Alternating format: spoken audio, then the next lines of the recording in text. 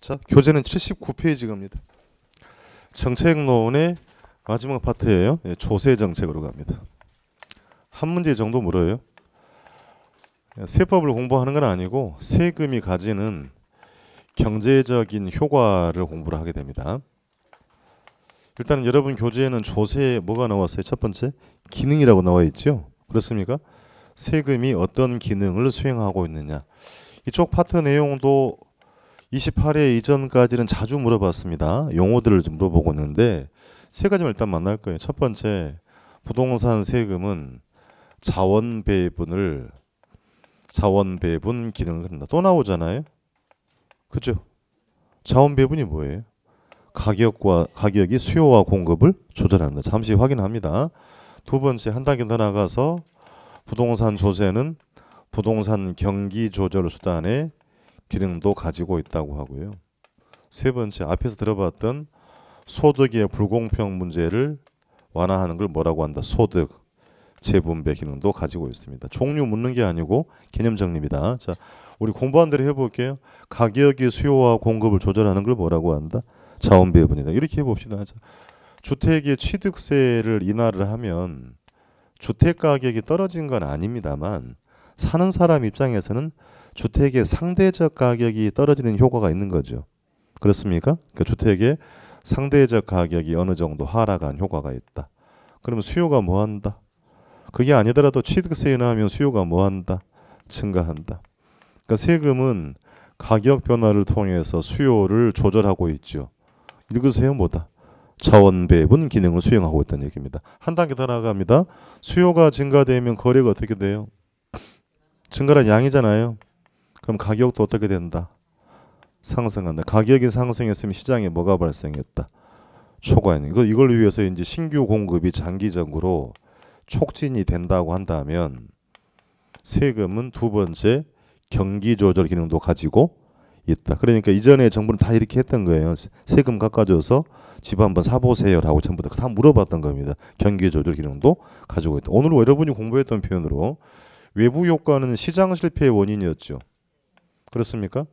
정의 외부 효과는 과소 생산, 부는 과다 생산. 둘 다 시장 실패죠? 그럼 자, 세금으로 한다고 합시다. 정은 과소니까 세금을 부과해야 돼요? 감면해 줘야 돼?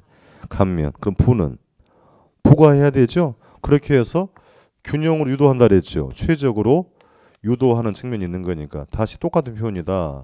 세금 무슨 기능이다? 자원 배분을 유도하는 기능을 가지고 있다. 그러니까 결과적으로 여기서 나오는 것은 용도에 관계없이 동일한 세율을 적용해야 된단 말입니까? 아니다. 유도하는 방향 쪽으로는 세율을 낮추고 규제하는 방향 세율을 높여서 차등 적용해서 자원 배분을 유도할 필요가 있다. 이렇게 물어본 적이 있는 겁니다. 그러니까 이 개념 정리를 하고 있냐고 물어본 거니까 조세는 자원 배분 기능을 가지고 있다는 겁니다. 상속세, 증여세는 사회계층 간의 소득 격차를 좁히는 기능이 뭐라고 한다? 소득. 이게 또 아니더라도 봅시다. 자, 주택 시장이 고가 주택 시장과 저가 주택 시장이 있다고 할게요. 상위 계층은 고가 주택만을 소비하고 하위 계층은 저가 주택만 소비한다고 가정을 해놓고 가겠습니다. 자, 그러면 가격이 높을수록 소득이 높을수록 높은 세율을 적용하고 가격이 낮을수록 소득이 낮아서 낮은 세율을 적용한다면 상하위 계층 간의 소득 불공평 문제가 어느 정도 완화될 수 있죠. 공감이 됩니까? 그 뭐라고 한다? 소득 재분배. 그러니까 누진세라고 한다는 얘기예요. 이제 가격이 높을수록 소득이 높을수록 높은 세율을 누진세를 적용을 하면 소득 불균형 문제를 해소할 수 있다. 소득 재분배 기능을 한다. 어쨌든 간에 이 세 가지 내용의 개념 정리는 시험에 자주 등장했기 때문에 정리를 하고 간 겁니다. 자, 첫 번째 갑니다. 자원 배분. 외부 효과로 발생하는 과다의 시장 실패를 수정해서 자원 배분의 효율성을 뭐하는 제고하는 수단으로 활용될 수 있다. 그러니까 정의 외부 효과는 세금을 감면하고 부는 부과해서 개입을 한다는 얘기입니다. 2번 취득세를 인하하면 주택의 상대적 가격이 하락하는 효과가 있지요. 그렇습니까? 그럼 수요 증가를 뭐 할 수 있다? 유도. 지금 읽으신 게 뭐다? 자원 배분 기능을 이해하고 있는 겁니다. 이처럼 상대적 가격 변화를 통해서 수요 공급을 조절한다는 자원 배분 기능을 가지고 있다. 한 단계 넣어가서 3번 주택 수요 증가로 거래량 늘고 주택 가격이 상승함에 따라 신규 공급이 촉진된다면 부동산 조세는 부동산의 어떤 수단으로 경기 조절 수단으로도 유용하게 활용이 되고 있다는 것입니다. 괄호 2번 갑니다. 상속세, 증여세 등은 사회계층 간의 소득 격차를 좁히는 기능이 있다. 그걸 줄여서 뭐라고 한다고요? 소득 재분배. 자, 용어 중요하다 그랬어요. 소득 재분배는 정부의 개입 동그라미 치고 시장 기능 아닙니다. 정부의 개입을 통해 계층 간 소득 불균형 문제를 일정 부분 뭐 한다? 완화하려는 무슨 기능이다? 정치적 기능이다. 그게 시장 기능이 아니기 때문에 용어를 좀 구분하고 들어가는 겁니다. 자, 그렇게 해서 조세의 기능을 만나봤고요. 네모 2번 타이틀에 밑줄을 갑시다. 조세의 전가와 뭐라고 돼 있어요? 귀착이다. 세법 공부하고 있죠 지금. 그럼 세금은 누가 내야 됩니까? 납세 의무자. 예. 법률상 납세 의무자가 세금을 내야 되죠. 자, 여러분 임대인이라고 할게요. 여러분에게 재산세를 부과했습니다. 그럼 세금 누가 내야 돼요? 여러분이 내야 되잖아요. 그럼 수요 공급에 이제 또 다시 공급자에게 세금을 부과하면 공급자의 비용은 늘어났죠. 그럼 공급은 증가한다, 감소한다? 감소한다. 예, 공급이 감소됩니다. 그럼 공급이 감소되면 가격이 어떻게 돼요? 상승하죠. 자, 이 중요한 표현이 나오네 이제. 가격이 상승했다, 임대료가 상승했다는 얘기는 소비자 입장에서 더 높은 가격을 지불해야 되죠. 그럼 재화의 소비량도 뭐 한다? 감소한다. 그렇습니까? 그럼 이 뭡니까 하면 세금이 다른 방법을 통해 소비자에게 덤탱이가 되고 있는 겁니다. 임차인 보고 세금을 내라는 게 아니고요. 임대인이 부과받은 세금을 임대료 인상을 통해 일부를 임차인에게 이전, 덤탱이 시키는 것을 조세의 전가라고 합니다. 그럼 전가시키고 본인에게 돌아온 몫은 귀착되었다라고 표현합니다. 결론부터 그러니까 법률상 납세 의무자와 실제로 세금을 부담하는 담세자는 다를 수 있다라고 정의한 겁니다. 다시 임차인 보고 세금 내라는 게 아니고요. 임대인이 부과받은 세금을 공급을 줄여서 임대료 인상을 통해 일부를 뭐한다? 떠넘기는 걸 전가라고 하고 일부 전가시키고 본인에게 돌아온 몫을 귀착하겠다라는 얘기입니다. 자, 그럼 이제 편하게 접근 한번 해볼게요. 맥주 회사에게요. 기업이니까 법인세를 인상했다고 합시다. 그럼 세금 누가 내야 돼요? 맥주 회사가 내야 될 거 아니에요. 본인의 비용 아니에요. 그렇죠? 똑같이 가요. 그럼 맥주의 생산량, 공급이 뭐 한다? 감소한다. 그럼 맥주 가격이 어떻게 되고 있어요? 상승했다. 그럼 맥주 소비자는 더 높은 가격 지불해야 되죠. 세금이 가격 인상을 통해 수요자에게 전가가 되고 있습니다. 또 문제. 자, 맥주의 생산량 감소는 맥주의 원재료가 뭐예요? 호프보리. 그럼 보리의 수요도 감소되죠. 그렇습니까? 그럼 보리의 수요가 감소한다는 얘기는 보리를 경작하는 농부의 수입도 줄어드는 문제가 있죠. 이러려고 세금 부과했냐고요. 이러려고 세금 부과한 게 아니잖아요. 뭐 세금 여기 있어요. 세금을 부과하는 이유는 굉장히 많다. 있잖아요. 이런 목적을 달성하기 위해 세금을 부과했던 건데 의도와는 다르게 소비자의 지불 가격은 높아지고 농부의 수입이 줄어드는 부정적 효과가 발생하고 있습니다. 그렇습니까? 세금이 전가된 건 바람직한 거다? 아니다. 결론을 잘 짚고 들어가는 거예요. 그러니까 경제 주체의 전체적인 만족이 떨어지고 있죠. 무슨 얘기냐고? 소비자는 높은 가격 지불해야 되죠. 재화의 소비량도 뭐하고 균형이 다 아니다. 다른 사람의 수입도 어떻게 되고 있다. 감소되고 있으니까 경제 주체의 만족이 떨어진다. 경제적 후생 손실이 발생한다라는 걸 먼저 결론부터 내리고 들어간 겁니다. 전가는 바람직한 게 아니라는 얘기입니다. 자, 그래서 이제 책이 넘어가 버리니까 거기 잠깐 보고 가겠습니다. 두 번째 줄에요. 개념 밑에 두 번 납세 의무자는 부과된 세금을 본인의 비용으로 인식하니 다른 방법을 통해 세금의 일부를 타인에게 떠넘기려고 하겠죠. 뭐라고 하고 조세, 전가. 전가하고 난 나머지 부분이 본인에게 돌아가는 것을 조세, 귀착이라고 합니다. 넘겨서. 그래서 이제 동그라미 2번 조세의 전가 정의가 나옵니다.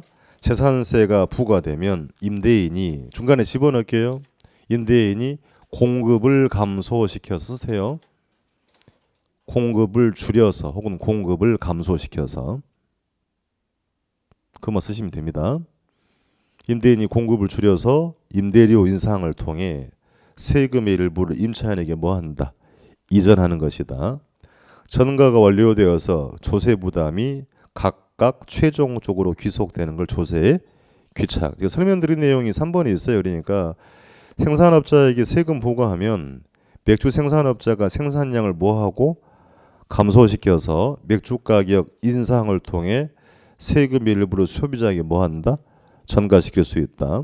한편 원재료가 되는 보리 소비량 감소로 이어지죠. 그렇습니까? 다음 줄에 농부의 수입도 뭐한다? 감소되는 결과를 초래하더라. 그 밑에 줄은 핵심입니다. 이처럼 세금이 다른 방법을 통해 타인에게 전가가 되면 경제 주체의 전체적인 만족도가 떨어진다. 이것에 뭐라고 한다? 경제적 후생 손실이 발생할 수가 있다는 겁니다. 자, 그래서 이제 세금이 전가되는 것을 원리를 보고 갑니다. 여러분 좋아하는 그래프 또 나오네. 이제 오늘까지만 그래프 나와요. 다음 주부터는 안 나와. 예. 종축은 가격, 횡축은 양. 자, 우하향하는 거 수요 곡선, 우상향하는 뭐에? 공급 곡선. 최초의 균형. 재화의 가격이 10,000원이라고 합시다. 그때 양이었어요. 최초 양이다. 납세의 문제는 공급자라고 하고요. 공급자에게 세금 부과합니다. 자, 1,000원의 세금을 국가가 부과했다고 합시다. 1,000원이 뭐예요? 세금이에요. 수요 공급이다 다른 거 생각하지 말고 다른 조건은 일정하다라고 합니다. 그럼 부과된 세금은 공급자의 비용이죠. 공급은 증가한다, 감소한다? 어디로 가야 돼요? 좌측으로. 또 공부한 대로 보냅니다. 자, 왼쪽으로 보냈어요. S1 되어서 그럼 S1과 D0가 만나는 새로운 균형이죠. 그렇습니까? 그럼 일단 확인이 되는 것은 이전보다 어찌되었든 간에 가격이 뭐 했구나? 상승했구나. 자, 가격이 1,600원으로 상승했다고 가정할 겁니다. 또 가끔만 물어보시더라고요. 왜 1,600원이에요? 가정한다고요. 가정. 예. 공급을 자 세금 때문에 공급이 뭐해서 감소해서 600원 상승했다고 가정을 할 겁니다. 그럼 뭘 볼 거냐면 세금 부과되기 전과 부과 이후에 소비자와 공급자의 만족이 바뀌고 있어요. 자, 소비자부터. 그럼 수요자는 부과 전에 얼마만 지불하면 돼요? 가격이 10,000원이잖아요. 지불 가격 얼마? 10,000원입니다. 공급자의 수입은 얼마예요? 또 이렇게 물으면 부담스러우니까 가격 안에는 공급자의 이윤이 포함되어 있다 그랬잖아요. 얼마? 10,000원. 부과 전에 공급자 이윤 10,000원이 된 겁니다. 그럼 부과 이후에는 가격이 올라갔잖아요. 얼마 지불해야 돼? 1,600원 지불합니다. 이렇게 잘하시는데 공급자 이윤 얼마? 가격이 1,600원이에요. 1,600원. 정리할 겁니다. 이제. 자, 그럼 이후에 세금 때문에 수요자는 부담이 늘어났죠. 얼마만큼? 600원의 지불 가격이 높아진 것이고 공급자가 수입이 늘어나긴 했습니다. 이전보다. 늘어났잖아요. 근데 세금 누가 내야 돼? 납세 의무자잖아요. 그럼 1,000원의 세금 내야 될 거 아닙니까? 1,000원 뺄게요. 그러면. 그럼 수입이 얼마가 된 거예요? 빼보세요.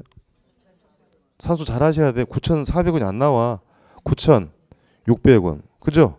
1,600원 얼마 뺐어요? 1,000원. 다시 9,400원 아니야. 얼마예요? 9,600원. 산수도 안 되네. 예. 그럼 확인합니다. 이제. 자, 부과 전에 수입은 얼마? 10,000원. 이후에 수입은? 그럼 수입이 400원 감소됐죠. 그럼 어떻게 된 겁니까? 하면 1,000원의 세금이 가격 인상을 통해 600원은 수요자에게 전가되었다고 하는 거고요. 400원은 공급자 몫으로 귀착되었다고 한 겁니다. 다시 수요자는 지불 가격이 더 높아졌죠. 공급자 이윤이 감소되는 부정적 효과가 발생했습니다. 이걸 시험장에 또 이렇게 바꿔요. 세금이 전가되면 소비자의 만족을 또 표현을 바꿉니다. 소비자 잉여가 감소한다. OX. 이렇게 바꿔 물어본 거예요. 지불 가격이 높아졌잖아요. 이전보다 만족이 뭐하고 있다? 감소된. 소비자 잉여가 뭐한다? 감소. 그럼 생산자 수입도 감소했잖아요. 그럼 생산자 잉여도 뭐한다? 감소한다. 이렇게 물어보고 나서 잉여가 감소한다. 경제적 후생 손실은 발생하지 않는다. 그걸 문제라고 낸 겁니다. 그건 기본을 묻고 있는 거잖아요. 세금이 전가되면 전체의 만족이 들어지는 경제적 후생 손실이 발생할 수 있다. 이해되겠어요? 그 기본 개념 잘 정리하고 갑니다. 봅시다. 이제 확인합니다. 600원은 가격 인상을 통해 누구에게? 전가. 400원은 공급자 몫으로 귀착되었다. 자, 종축이 가격의 양이에요. 종축이 가격. 자, 그러면 제가 그어드린 이 파란색 크기와 노란색 크기는 같은 크기죠. 재봅시다. 다른가? 예. 이거나 요거나 같잖아요. 그럼 요 크기가 얼마예요? 칠판에 답이 있어요. 수식할 게 아니니까. 종축이 가격이라 그랬잖아요. 요거 얼마? 1,000원. 요것도 1,000원, 요것도 얼마? 1,000원. 자, 그럼 이 상단부 가격이 1,600원이라 그랬으니까 하단부 가격은 얼마가 돼요? 9,600원. 이 정리가 됩니다. 자, 그러니까 가격 인상을 통해 600원이죠. 600원은 가격 인상을 통해 수요자에게 뭐 되었고 전가되었고. 그러면 이거 400원이잖아요. 요거 400원. 400원은 공급자 몫으로 뭐 되었다? 귀착되었다라고 하는 겁니다. 이해되겠어요? 원리 잊지 말고 괜히 한 거 아닙니다. 공급자는 공급을 어떻게 해서 읽어야 돼요. 줄여서 가격 인상을 통해 600원은 수요자에게 전가시키고 하단부 400원은 본인의 몫으로 뭐 된다? 귀착된다는 얘기입니다. 이거 다 시험에 물었던 거예요. 세금을 부과하면 공급이 증가한다? 감소한다. 거래량도 뭐하고 있다? 감소되고 있다는 얘기. 이해되겠습니까? 자, 중요한 사항이다. 그러니까 자, 이제 차후에 또 정리를 할 기회가 있습니다만 삼각형이 보이죠? 삼각형 학자들이 경제적 후생 손실의 크기라고 합니다. 시험에서는 그렇게 물어보진 않았는데요. 균형을 벗어났지요. 균형을 벗어나면 사회적 후생 손실이 발생한다 그랬잖아요. 그러니까 삼각형 크기를 경제적 후생 손실이라고 쓰기를 하는 것입니다. 원리 잊지 않도록 해요. 공급을 줄여서 가격 인상을 통해 일부 전가시키고 나머지는 본인의 몫으로 뭐 된다? 귀착. 다시 묻습니다. 그러면 1,000원의 세금이 500원씩 반땅씩 하는 거다?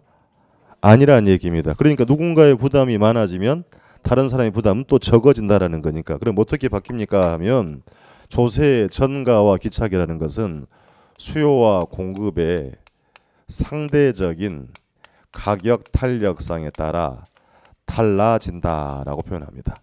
이제 이 표현을 정리를 해야 될 거니까 책부터 확인합니다. 그래프 좀 보고 가세요. 최초의 균형 가격 얼마? 10,000원. 그때 양은 Q0가 됐죠. 납세 의무자는 공급자 S0에다가 세금 1,000원을 부과했더니 부과된 세금이 비용이죠. 공급은 증가한다, 감소한다? 감소 어디로 이동했다? 좌측으로 갔다. 그래서 S1으로 가서 가격이 1,600원으로 상승했잖아요. 그렇습니까? 그럼 10,000원에서 600원만큼 위쪽 부분은 가격 인상을 통해 누구에게? 소비자에게 전가되었다고 하는 거고 10,000원에서 9,600원은 400원이죠. 400원은 공급자 몫으로 뭐 되었다? 귀착되었다고 하는 겁니다. 거래량도 뭐 하고 있다? 감소되고 있다. 그 풀어놓은 거니까 밑에 읽으시면 되고요. 2번 질문 갑니다. 자, 동그라미 2번 질문 처음 하는 게 봐드릴게요. 공급의 감소로 가격이 상승했으므로 수요자는 부과전 가격 10,000원에서 600원 부담이 늘어난 1,600원을 지불해야 되죠. 그렇습니까? 동그라미 2번 보고 있어요. 2번 그래프 밑에 세 번째 줄. 그럼 공급자 입장에서는 최초 가격 10,000원에서 600원 상승한 1,600원의 수입이 되었습니다만 세금 내야 되죠. 그럼 1,000원의 세금을 냈고 나면 실질 수입은 얼마다? 9,600원. 이전보다 400원 수입이 뭐했다? 감소했다는 얘기입니다. 올라가서 이제 글 정리하러 간 게 동그라미 3번. 부과된 세금 600원만큼 가격 인상을 통해 소비자의 지불 가격을 높이게 만들었죠. 시험장에 뭐라고 물어봤다고요? 소비자 잉여가 뭐하고? 감소하고 끊고 400원만큼은 공급자 이윤을 감소시켜서 괄호 안에 또 읽으세요. 생산자 잉여도 감소했죠. 경제적 후생 손실이 발생한다. 자원 배분의 왜곡을 초래할 수 있다. 3번 별표 절대적인 사항입니다. 당연히 거래량도 뭐하고 있다? 감소했다는 얘기입니다. 설명을 드렸던 것처럼 1,000원의 세금 중 가격 인상을 통해 600원만큼은 수요자에게 전가되었고 400원만큼 공급자 몫으로 뭐 되었다? 귀착됐다는 얘기입니다. 동그라미 4번 이와 같이 가격 인상의 방법으로 조세의 전가가 이루어지면 법률상 납세 의무자와 끊고 실제로 세금을 부담하는 담세자는 뭐한다? 달라진다. 우리 개론 모르더라 달라진다 그러면 숨도 안 쉬고 하는 거예요. 시험장이 그걸 달라지지 않는다도 냅니다. 때려주길 인간들이. 그러니까 다르니까 공부를 하는 거잖아요. 시험 잘 모르더라도 앞으로 그런 집 많이 만나요. 달라진다 이런 말 나오면 그냥 오 하면 돼요. 책임질 거냐고 책임져요. 그럼 달라지지 않는다 그러면 X, 다르다 그러면 O, 다를 수 있다 O 하면 된다는 얘기입니다. 믿고 하시라는 얘기예요. 5번 갑니다. 조세의 전가의 기촉 정도는 그래서 수요와 공급의 뭐에 따라서 쓰세요. 동그라미 치고 상대적인 가격 탄력성에 따라 뭐 한다? 달라지는데 결론이 먼저 나옵니다. 상대적으로 어떤 쪽이 비탄력인 쪽이 더 많은 세금을 부담한다. 이제 그걸 정리하러 갈 겁니다. 자, 칠판에 제가 먼저 쓰기 전에 물어볼게요. 자, 여러분이 임대인이에요. 여러분이 저는 임차인이에요. 여러분에게 세금이 부과됐어. 그럼 여러분의 세금이 뭐가 됐다? 공부한 대로 비용이잖아요. 그러면 어떻게 할 거예요? 세금을 임대료 인상을 통해 저한테 전가를 하려고 할 겁니까? 근데 저는 가야 할 집이 없어요. 오로지 여기서 살아야 돼. 선택의 여지가 없다요. 탄력성을 이야기해 보세요. 양변화가 없죠. 완전히 비탄력적이다. 그러면 세금을 저한테 전가할 거예요? 불쌍하니까 봐줄 거야. 이렇게 잘하시면서 그래. 자, 그러니까 수요가 완전 비탄력적이라는 게 선택 여지가 없죠. 당신이 갈 데가 없으니까 부과된 세금은 모두 임대료 인상을 통해 누구에게? 수요자에게 전가가 됩니다. 그럼 공급자에게는 한 푼도 귀착이 되지가 않더라는 얘기. 이제 바꿀 거예요. 자, 제가 임대인, 여러분 임차인이에요. 저는 부과된 세금을 임대료 인상을 통해 여러분에게 덤탱이를 하고 싶어. 근데 여러분은 다른 데로 가야 할 주택이 있답니다. 그럼 제가 전가하려고 하면 여기 계시겠어요? 가시겠어요? 다른 데로 가죠. 양변화가 있죠. 그럼 수요가 탄력적이면 도망가죠. 세금 부담이 적어진다. 그럼 저는 전가시키기가 어렵죠. 공급자의 부담이 더 많아지게 된다. 이해되시겠어요? 그 이론 아니에요. 생활 속에 있는 얘기다. 그러니까 자, 대체제란 말을 공부했어요. 대체제가 뭐였어요? 바꿔서도 효용 유사한 제어다. 그럼 수요자에게 대체제가 많으면 선택 여지가 있지요. 그럼 제가 임대료 인상을 통해 전가하려고 하면 어디로 가면 돼? 다른 데로 가버리면 되죠. 그럼 잘 전가가 되지 않다. 논리는 굉장히 간단한 겁니다. 자, 그러니까 이제 옮겨 정리해 볼게요. 수요는 상대적으로 탄력적이고요. 공급은 상대적으로 비탄력인 조건에서 이건 그게 외우는 거 아니고 문제의 조건입니다. 이 조건에서 세금이 부과가 되면 납세 의무자 누구라고요? 공급자는 그럼 어떻게 전가시키고 싶어요? 이 그래프 보고 읽으세요. 그래프 보고 읽으시라 했어요. 공급을 줄여서 가격 인상을 통해 임차인에게 전가를 시키려고 하죠. 그럼 수요가 탄력적이라는 얘기는 대체제가 많다. 대체제가 많으면 탄력적이다. 다른 데로 갈 수 있죠. 잘 전가돼야 안 돼. 그럼 수요자의 부담은 상대적으로 적어지는 겁니다. 그럼 전가시키기 어려우니까 공급자가 더 많은 세금을 부담하게 된다. 이제 여기서 물어요.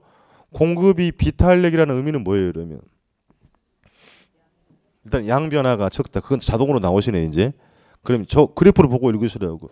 양을 늘릴 수 없단 말이에요, 줄일 수 없단 말이에요. 그래프 보고 읽으시라는데. 공급자는 공급을 어떻게 해서 줄여서 가격 인상을 통해 일부러 어떻게 전가. 그러니까요, 1대1 관계면 가격 인상 다시 공급을 줄일 필요가 없죠. 이 시장을 지금 물어보는 거니까 임대료를 인상을 하기 위해서는 공급을 어떻게 해야 돼요? 공급이 늘어나면 어떻게 돼요? 가격이 내려가 버리죠. 전가돼야 안 돼. 안 돼. 그러니까 공급을 어떻게 해서 줄여서 가격 인상을 통해 일부를 전가를 하는 건데 공급이 비탄력적이라는 얘기는 공급을 감소시키기가 어렵다라는 표현이에요. 그러면 가격 인상도 쉽다, 어렵다. 그럼 세금은 잘 전가가 되지 않는다. 그러니까 공급자가 더 많은 세금을 부담한다라고 하는 겁니다. 이거 원리는 굉장히 중요한 겁니다. 자, 바꿔갑니다. 수요는 상대적으로 비탄력적이고 공급은 상대적으로 탄력적인 상황에서 조세가 부과됩니다. 납세 의무자 공급자 어떻게 증가시킨다고요? 공급을 줄여서 임대료 인상을 통해 증가를 시키고 싶어요. 수요가 비탄력적이라는 얘기는 양변화가 적다. 대체제가 많다? 적다. 갈 데가 많이 없다는 얘기죠. 그럼 더 많은 세금이 누구에게? 수요자. 그럼 수요자의 부담이 많아지네요. 그럼 많이 증가시켰잖아요. 생산자 부담은 상대적으로 뭐하고 있다? 적어지고 있다. 그러니까 정리를 굳이 하자면 비탄력인 쪽이 더 많은 세금을 부담하게 된다. 그것만 알아서는 안 된다. 이것보다 더 중요한 얘기는 얘를 놓치면 안 된다는 얘기예요. 공급을 줄여서 가격 인상을 통해 일부는 뭐한다? 전가한다. 그러니까 공급이 비탄력이라는 것은 공급을 늘리기가 어렵다는 얘기가 아니고 공급을 감소시키기가 어렵다는 얘기예요. 그럼 가격 인상도 쉽지가 않다는 얘기니까 세금은 잘 전가가 되지 않아서 공급자에게 더 많은 세금이 귀착이 되고 수요자 부담은 적어진다라고 하는 겁니다. 그러니까 이렇게 단순하게 비탄력인 쪽이 더 많은 세금 부담은 이것만 해가지고는 문제 푸는데 한계가 분명히 옵니다. 처음에 공부할 때 원리를 무시하고 가게 되면 그런 문제를 해결을 못한다는 문제가 생기는 거니까 정확하게 알고 들어가는 거예요. 그걸 제가 괜히 그린 게 아니잖아요. 계속 이해했잖아요. 읽으세요. 공급을 어떻게 해서? 공급을 줄여서 가격 인상을 통해 일부는 뭐하고 전가시키고 나머지는 본인의 몫으로 귀착이 된다. 그럼 이제 그래프로 바꿔봅시다. 수요가 탄력적이면 수요자의 부담이 적어진다 그랬죠. 조금 전에 수요가 탄력적이면 대체재가 많다. 도망갈 수 있죠. 그럼 세금 부담이 적어진다 그랬죠. 기록이 어떻게 돼요? 그럼 그려보겠습니다. 수요가 탄력적이 되었습니다. 그렇습니까? 기록이 요만해졌잖아요. 탄력적. 자, 이제 어디서 만나고 볼게요. 자, 제가 지금 그어드린 이 크기만큼이 누구 부담? 또 고민을 한다. 위쪽은 누구 부담? 수요자 부담, 가격 인상을 통해 수요가 탄력적이면 수요자의 부담은 적어졌죠.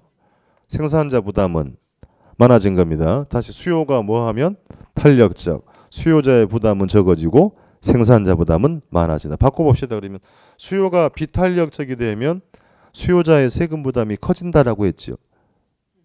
선택의 여지가 없다. 더 많은 세금이 전가된다. 기울기 어떻게 돼? 급해진다. 해볼 겁니다. 자, 수요 D2 비탄력이 됐죠. 공감이 안 되는가 봐요. 기울기가 뭐하다? 급하다. 자, 이제 어디서 만나고 볼게요. 자, 이때만큼 이제 누구 부담 된 거예요? 이게 수요자 부담이에요. 이만큼이 누구 부담? 수요자 부담. 생산자 부담은 적어진 겁니다. 수요가 비탄력이면 수요자의 부담이 커지고 생산자 부담은 적어진다. 그래프를 그리라고 하는 건 아닙니다만 원리를 정확하게 알고 가시라고 말씀드린 거예요. 아시겠죠? 그러니까 이 중간에 건너뛰어버리지 말고 공급을 줄여서 가격 인상을 통해 일부를 전가시키는 거고 나머지는 본인의 몫으로 귀착된다. 공급을 증가시켜버리면 어떻게 된다? 가격이 내려가죠. 그럼 세금은 전가가 안 되는 겁니다. 그래서 원리를 자꾸 물어보는 과정이 되는 거니까 정확하게 좀 정리를 하고 가는 겁니다. 눈빛이 많이 흐려진다. 예, 그래서 그 지금 오늘 100%다 소화를 못할 수 있어요. 처음 듣는 건데 다시 말씀드립니다만 그래프에 대한 기본 개념, 원리를 그 소홀히 하시면 아주 쉬운 문제를 많이 놓칩니다. 그래서 이렇게 여유 있을 때는 좀 불편함이 있더라도 다시 한번 점검을 하는 게 필요하다 당부드립니다. 자, 책 확인해 볼게요. 괄호 3번 2번 3번 가세요. 동그라미 2번. 공급의 가격 탄력성은 탄력적이고 수요의 탄력성은 뭐하다고 했어요? 비탄력. 동그라미 2번 보고 있습니다. 괄호 3번에 81페이지. 그럼 비탄력 동그라미 치세요. 일단 그럼 비탄력이 쪽이 더 많은 세금 부담한다 그랬죠. 그렇습니까? 거기서 그럼 수요가 비탄력이란 말이 뭡니까? 풀어서 해석해야지. 대체재가 부족하다. 양변화가 적다. 갈 데가 많이 없다는 얘기잖아요. 그럼 부과된 세금은 수요자에게 더 많이 넘어가죠. 그러니까 수요자가 공급자보다 더 많은 세금을 부담하게 된다. 지문으로 물어보면 비탄력인 쪽이 더 많은 세금 부담을 하더란 얘기입니다. 3번 공급은 비탄력적 동그라미 치고요. 어디만 본다고요? 비탄력 쪽만. 그러면 수요는 탄력적일 때 일단 그러면 그대로만 합시다. 그러면 공급자가 수요자보다 더 많은 세금 부담하죠. 그렇습니까? 자, 공급이 비탄력 동그라미 쳤어요? 쓰세요. 이제 옆에다가. 무슨 말이다 그게? 네가 말을 해줘. 예. 공급을 감소시키기 어렵다는 얘기예요. 그 중요합니다. 공급을 감소시키기 어렵다라는 것이니까 그러면 가격 인상도 쉽지가 않다. 그렇습니까? 그럼 가격 인상이 쉽지 않으니까 잘 전가된다, 안 된다. 그러니까 공급자의 부담이 크다는 얘기예요. 그게 굉장히 중요합니다. 나중에 가면 혼동된다고 하는 거니까 처음 정리 잘 하셔야 돼. 자, 다시 공급이 비탄력적이라는 얘기는 공급을 감소시키기가 어렵다. 그럼 가격 인상도 쉽지가 않지요. 그럼 세금은 전가되지 어렵다. 그러니까 공급자가 더 많은 세금을 부담할 수밖에 없더라. 이해가 되겠어요? 정리 잘해야 할 사항이 된다는 얘기입니다. 풀어서 정리를 하고 있는 거니까. 그래서 이 비탄력인 쪽이 더 많은 세금 부담한다고도 중요한 건 이 의미를 잘 정리를 분명히 해야 된다 당부드립니다. 그래서 이런 얘기 보세요. 자,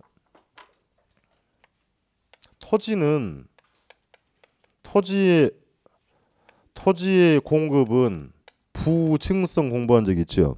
일단 그 무시하도록 양변화 있어 없어요? 없어요. 완전 비탄력적이에요. 그렇습니까? 토지의 공급은 완전 비탄력이다. 그럼 상대적 개념이니까요. 수요는 완전히 탄력적이라는 얘기예요. 그럼 이걸 묻는 게 아니고 그러면 자 토지에 세금을 부과한다고 합시다. 세금 다 누가 내야 돼요 이제? 여러분 해보세요. 비탄력인 쪽이 많은 부담한다 그랬죠. 공급이 완전 비탄력. 공급자, 토지 소유자가 모든 세금을 다 부담하게 됩니다. 그러면 수요는 완전 탄력이 무슨 말이에요? 선택의 폭이 무한대다. 그러면 세금은 전가된다 안 된다? 안 된다. 그렇습니까? 그러니까 다시 공급이 완전 비탄력이라는 의미가 뭐겠어요? 어떻게 세금을 전가시킨다고요? 공급을 줄여서 가격 인상을 통해 전가를 하는데 얘는 공급을 전혀 감소시킬 수가 없다는 얘기예요. 그럼 가격도 전혀 오릴 수 없어요. 그럼 세금은 수요자에게 한 푼도 전가가 되지 않습니다.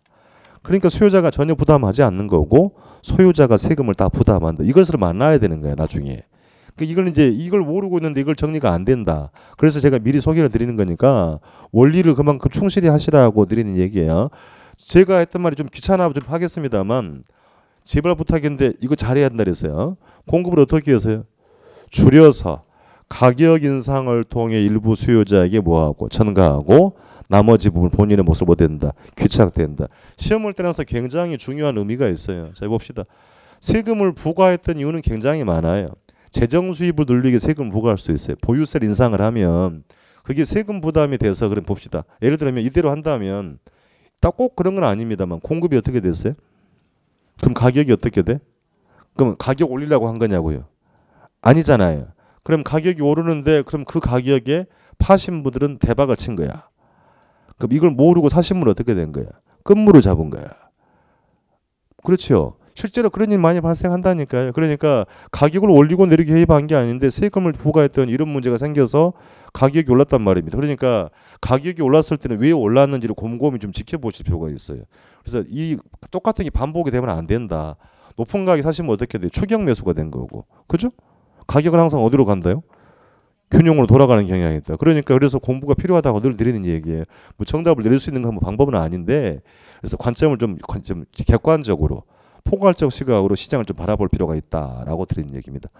무슨 말씀인지는 알겠죠? 예, 조금 부담스럽더라도 이런 방법으로 공부를 해줄 필요 당부를 좀 드리도록 하겠습니다.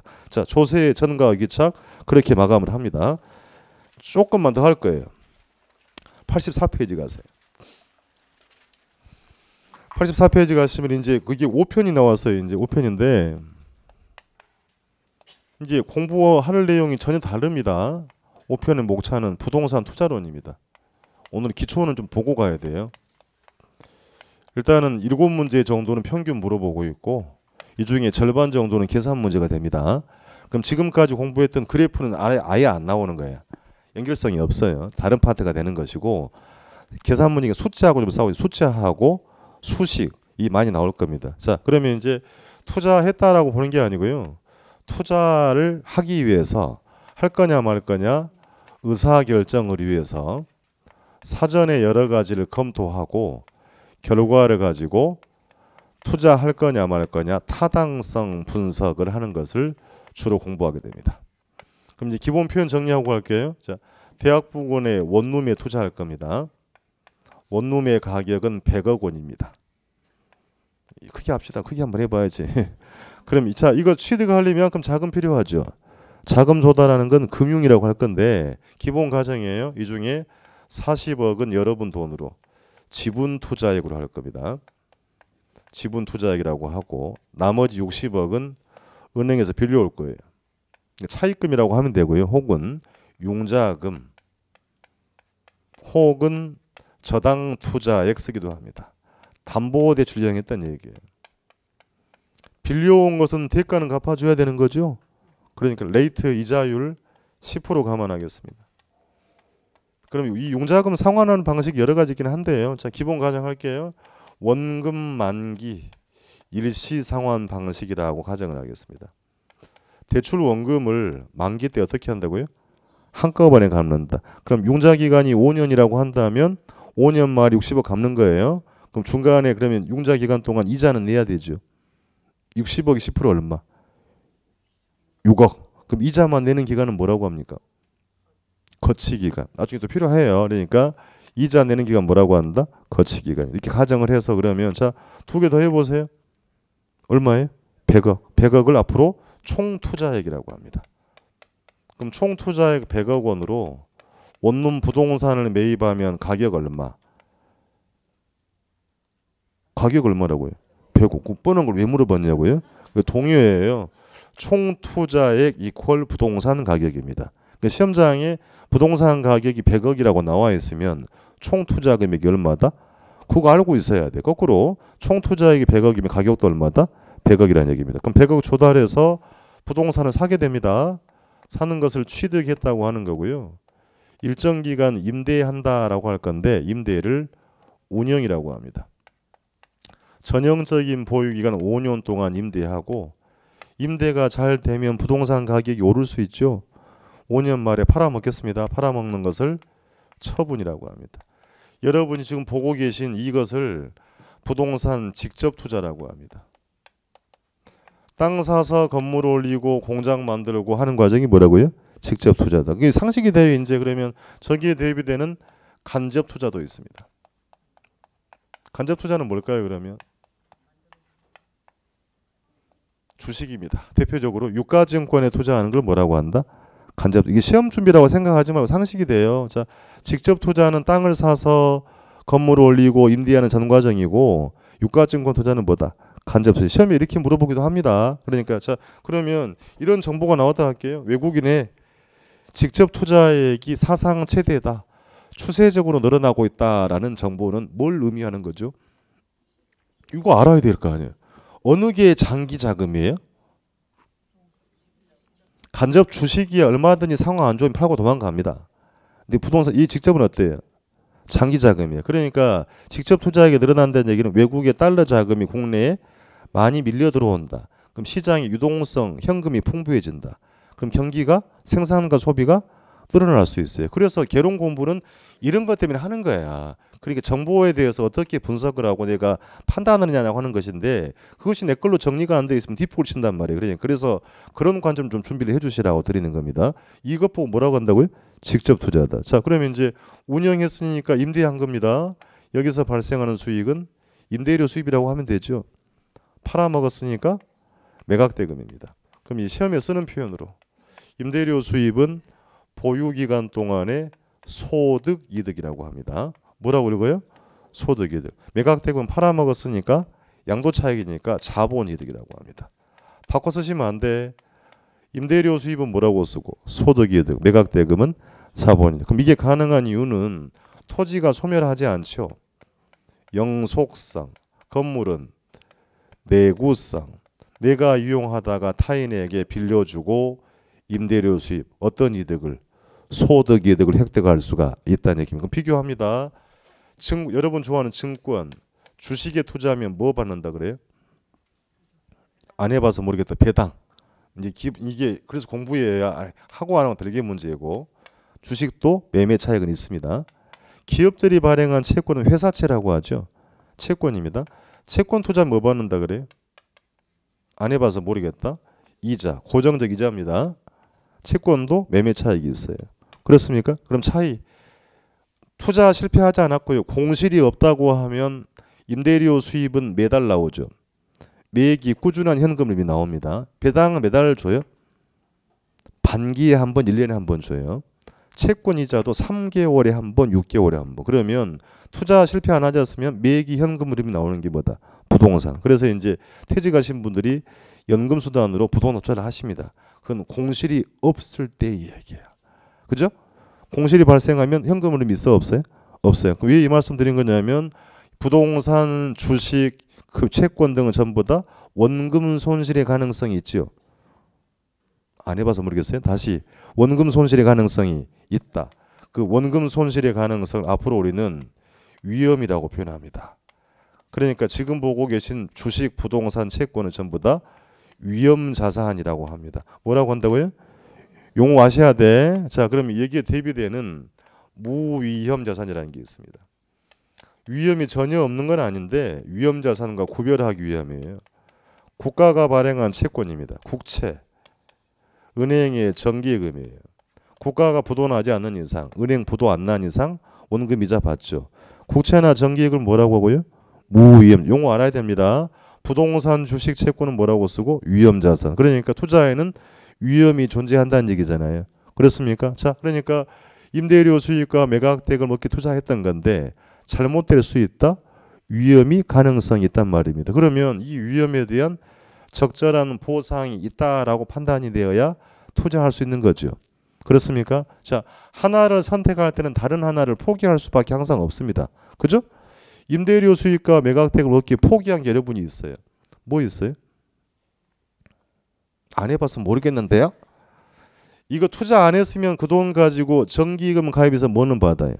이자는 받잖아요. 그럼 투자하는 수가 날아갔잖아요. 그러니까 우리는 항상 선택의 과정이 있어요. 그러니까 하나를 선택함으로 포기한 다른 대가를 투자의 앞으로 기회비용이라고 합니다. 포기한 다른 대가는 뭐라고 한다고요? 기회비용. 학원에 나오신 이유는 자격증을 취득함이죠.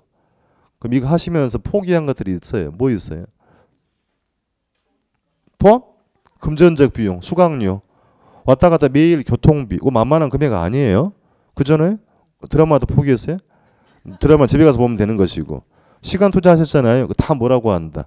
기회비용이다. 그러니까 왜 했냐면 투자에 대한 기회비용이 있어요. 그럼 기회비용이 충족이 될 때 부동산 투자가 유발이 될 수가 있다. 그래서 정리를 한 겁니다. 그래서 다시 그러면 투자의 기회비용은 뭐였어요? 정기예금 이자 보상 받아야 되죠. 투자하려면 자 정기예금 비율을 봅시다. 3%라고 할게요. 부동산 투자하는 순간 3% 날라갔지요. 그만큼 보상 받아야 되는 거. 투자 안 했으면 위험이 있어 없어? 근데 위험이 있죠. 위험에 대한 보상도 있어야 투자가 이루어질 수 있다. 그걸 우리 뭐라고 한다? 이 아주 중요한 표현이 이제 그래서 기회비용에 해당하는 것을 앞으로 우리는 요구 수익률이다라고 표현합니다. 이 표현을 좀 정리를 하고 오늘 마무리할 겁니다. 자, 먼저 교재부터 확인하고 갑니다. 투자의 개념으로 가면 장래 수익은 될 수 있고 안 될 수 있죠. 그러니까 위험 동그라미 치고 위험 이퀄 불확실성이라고 합니다. 결국 손실의 가능성이 있다는 얘기고요. 두 번째 줄 부동산 투자란 즉 장래의 불확실한 수익을 위해서 끊고 현재의 확실한 소비를 뭐 한다고 되어 있어요? 희생 동그라미. 그 희생이란 말이 지금 기회비용 개념을 정의하고 있는 겁니다.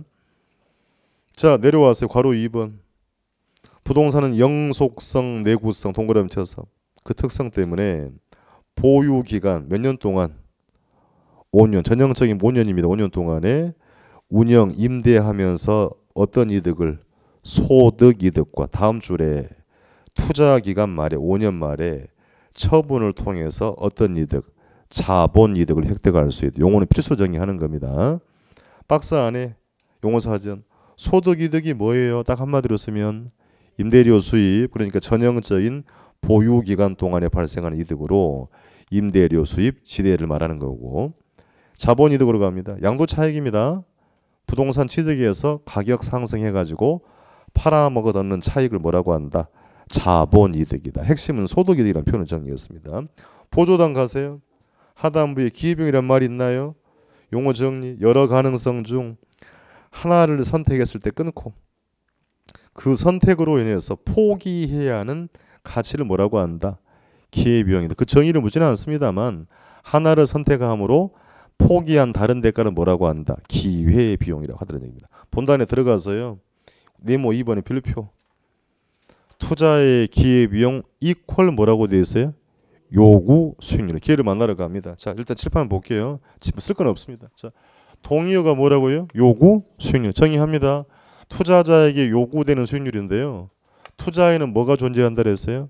위험. 위험이 존재하므로 투자를 통해 최소한 달성이 되어야 할 필수 수익률이라고 합니다.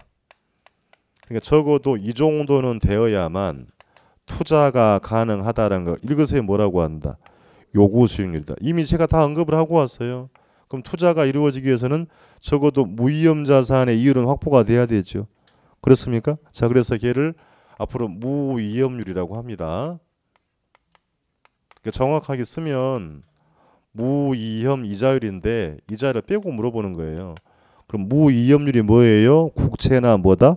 정기예금 이율을 말한다. 예를 들면 3%라고 합시다. 여기다가 플러스 마이너스 할 건데 투자에 뭐가 존재한다고요? 위험. 그럼 위험에 대한 적절한 보상도 필요하다고 합니다. 자, 학자들이 이것을 위험 할증률 씁니다. 리스크 프리미엄이라고 하고요. 혹은 위험 대가율, 보상률 쓰기도 해요. 동의어들은 앞으로 익숙히 하셔야 되고 이 값을 줍니다. 자, 2% 제시해 드립니다. 여기다가 피셔라는 학자가 인플레이션까지 반영한다고 합니다. 1%만 반영해 볼게요. 자, 일단 그러면 인플레이션이 나왔으니까 용어의 정의를 해야 됩니다. 생활 속 인플레라는 말을 들어보잖아요. 그렇습니까? 한마디로 사실 쓰기는 조금 어려움이 있으나 시험에 쓰는 표현으로 인플레가 뭐예요? 한마디로 쓰면 물가가 상승한다. 그러니까 이렇게 표현 사실 하는 거잖아요. 실물 자산의 가치가 줄여가지고 물가가 지속적으로 상승하는 걸 뭐라고 한다? 인플레이션. 거꾸로 그러니까 화폐의 가치가 반대로 뭐 한다? 하락합니다. 돈이 돈 같지가 않다는 얘기예요. 10,000원짜리가 10,000원 값어치가 없다라는 게 뭐다? 인플레이션이다. 그러니까 우리가 10수년 전만 하시더라도요. 10,000원짜리 가지면 두 분이서 밥 맛있게 먹고 나옵니다. 지금 10,000원짜리 가져가지고는 어렵잖아요. 그게 뭐래요? 인플레이션입니다. 자, 그러면 임대 수익이 돈인데 인플레가 발생하면 임대 수익의 화폐 가치가 떨어지잖아요. 그것도 위험이라고 정의를 하는 겁니다. 그러니까 지금 보고 계신 이 수식을 피셔라는 학자가 만들어서 피셔 방정식이라고 합니다만 그 정의는 묻는 건 아니고 개념을 묻는 겁니다. 자, 무위험률 3%, 위험할 읽어보세요. 몇 프로? 2%. 인플레 몇 프로? 1%. 더해보세요. 얼마예요? 6%다. 그럼 요구가 6%라는 얘기는 밑에 있어요. 최소한 몇 프로? 6% 돼야 투자가 이루어질 수 있다. 그러니까 적어도 이 이상의 수익이 나와야 부동산 투자가 가능하다. 그래서 굉장히 중요한 표현입니다. 올해 물어본 표현. 무위험률이 상승하면 요구 수익률은 하락한다. 이걸 문제라고 되잖아요. 무위험률이 커지면 요구도 당연히 높아지게 된다. 다시 무위험률이 높아지고 위험 할증률이 커지고 인플레가 높아지면 요구도 상승하게 된다. 상승한다는 얘기는 읽으세요. 뭐가 커진 거다? 비용이 커진 겁니다. 좋은 의미가 아닙니다. 이 값이 커져버리면 투자할 가능성은 낮아진다라고 한다는 얘기입니다. 자, 그러면 무위험률이 정기예금 1위라 했으니까 따져보겠습니다.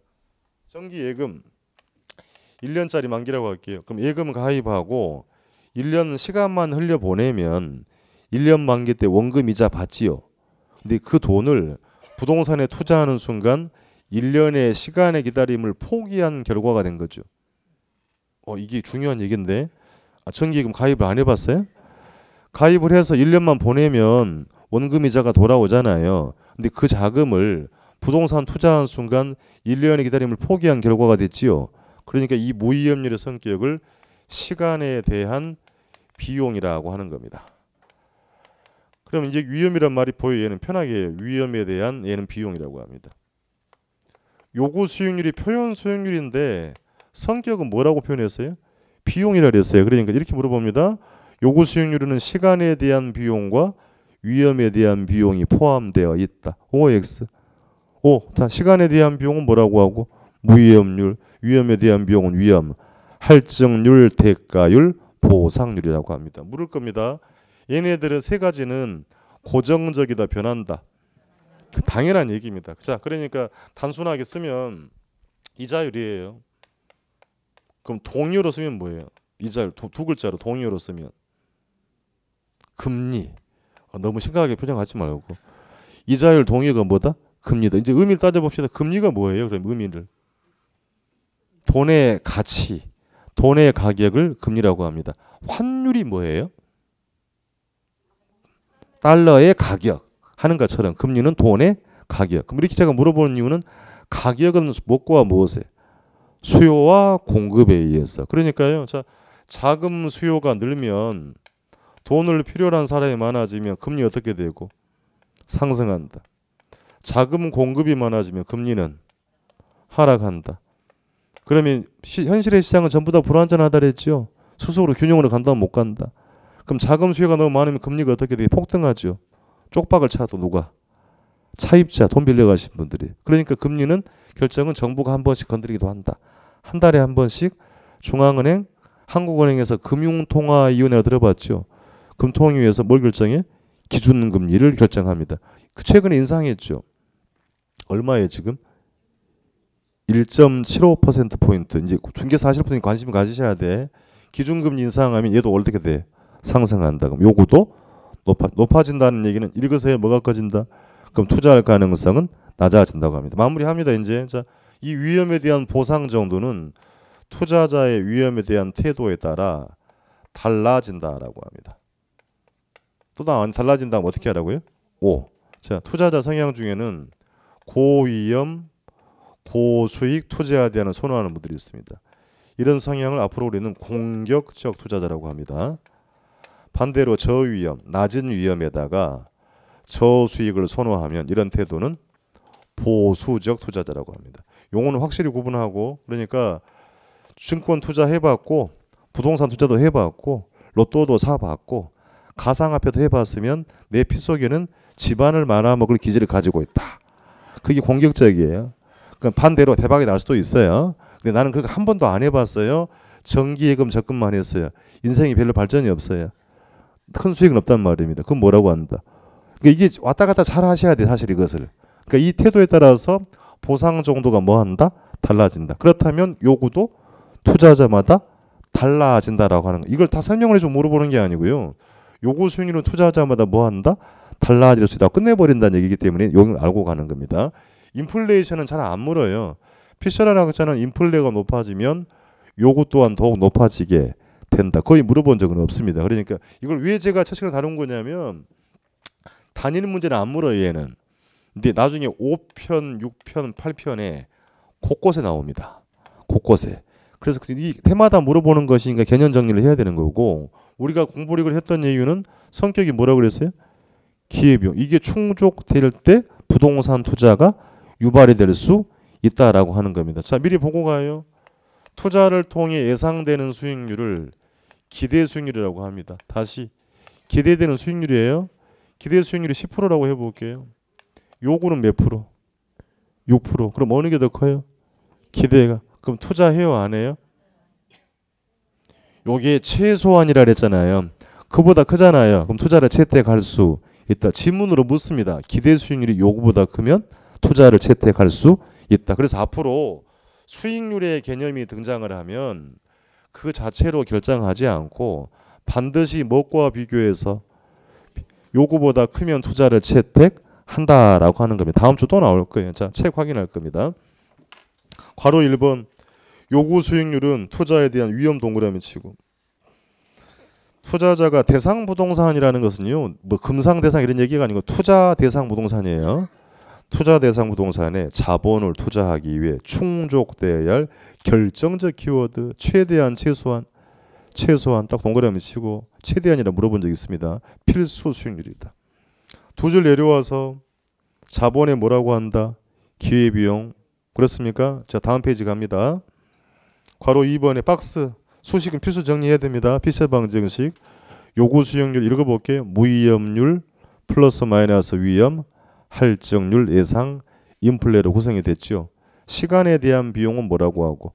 무위험률. 위험에 대한 비용은 위험, 할증률. 6%의 의미는 그 정도는 충족되어야 부동산 투자할 수가 있더라는 얘기입니다. 내려와서요. 동그라미 1번 무위험률 동그라미 니은가요? 여러분 읽으면 되고요. 니은에 끝에가 니은 첫 번째 끝에 자금 시장의 수요와 공급 자금 시장 동향에 따라 뭐 한다? 달라질 수 있다. 그러니까 일반 경제상 관련이 없다? 있다. 너무 당연한 얘기고 다음 줄 정부가 정하는 정책 금리에 따라서도 무위험률은 변할 수가 있다라는 겁니다. 동그라미 2번 자주 물어봤어요. 영어로 한번 읽어보세요. 리스크 프리미엄이라고 있죠. 그 위험 프리미엄 나온 적도 있습니다. 동의어로 대가율, 보상률이라고 쓰고 위험에 대한 태도에 따라 보상 정도로 뭐 한다? 달라질 수 있다. 결론 다음 줄에 따라서 다음 줄에 요구 수익률은 투자자마다 뭐 한다? 달라지더라는 얘기입니다. 동그라미 3번 무위험률과 위험 할증률이 커지면 요구도 뭐 한다? 높아진다. 그럼 요구 수익률이 높아질수록 뭐가 커진 거예요? 중요한 표현이에요. 기회비용이 커진 거니까 투자할 가능성은 높아진다? 낮아진다. 잘 챙기시고 결론 투자자의 요구 수익률이 충족될 때 부동산 투자가 유발이 될 수가 있다. 중요한 사항 정리한 겁니다. 보조단 내용 꼭 한번 읽어주세요. 아시겠죠? 그 용어들 정리한 것이니까 꼭 읽어보시고 다음 주에 이어 진행을 하도록 합니다. 다음 주에 이제 공부할 건 뭐냐면 해볼게요. 논리 좀 보기 타당성 분석한다 그랬으니까요. 이게 임대료 수입이 얼마나 될지 매각택이 얼마 될지 먼저 계산해 볼 거고요. 투자는 현재 하잖아요. 현재 한 거죠. 그럼 임대료와 매각대금은 장래 발생하잖아요. 시점이 일치하지가 않습니다. 그럼 임대료 수익과 이 매각대금을 현재 가치화해서 투자 분석한다를 만날 겁니다. 그러니까 그 오늘 1, 2교시 공부했던 것을 복습을 해도 다음 주에 안 나와요. 안 나오니까 그 개의치 말고 그냥 편안한 마음으로 나와주시라는 당부를 드리도록 합니다. 여기까지 할게요. 수고하셨습니다.